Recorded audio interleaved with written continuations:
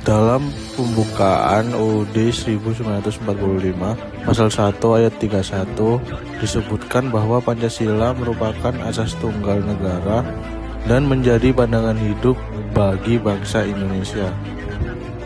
Pada tanggal 1 Maret 1945 dibentuklah Badan Penyelidik Usaha-Usaha Persiapan Kemerdekaan Indonesia atau biasa disebut BPUPKI yang dikenal juga sebagai Dokuritsu Junbi Kosakai. Pembentukan BPUPKI merupakan bentuk pemenuhan janji Jepang yang akan memerdekakan Indonesia.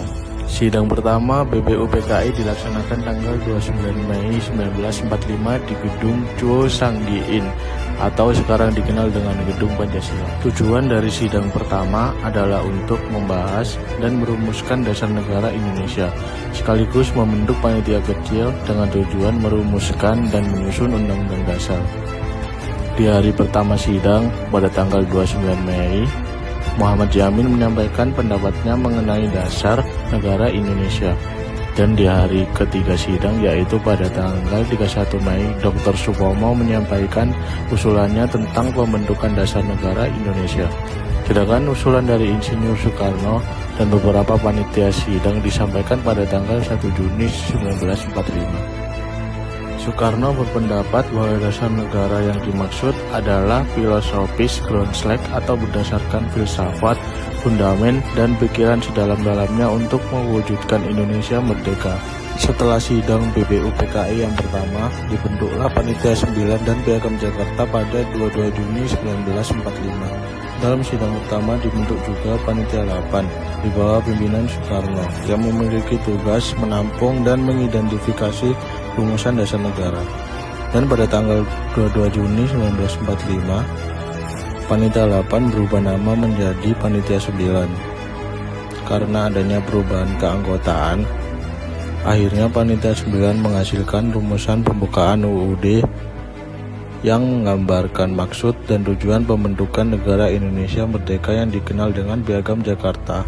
Pada tanggal 7 Agustus, BPUPKI dianggap bubar dan digantikan oleh Panitia Persiapan Kemerdekaan Indonesia atau PPKI.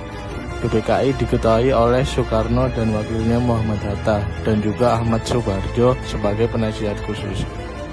Setelah PPKI terbentuk, Indonesia menyatakan kemerdekaannya pada tanggal 17 Agustus 1945.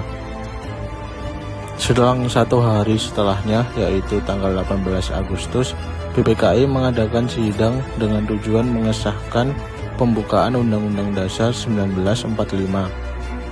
Undang-Undang Dasar 1945 dan peralihannya dan juga Pancasila sebagai dasar negara Indonesia. Di sidang ini pula ditetapkannya Soekarno sebagai presiden dan Muhammad Hatta sebagai wakil presiden Indonesia yang pertama. Menurut saya, pelajaran dari lahirnya Pancasila adalah pentingnya persatuan, toleransi, dan kompromi di tengah keberagaman, serta semangat rela berkorban untuk kepentingan bangsa.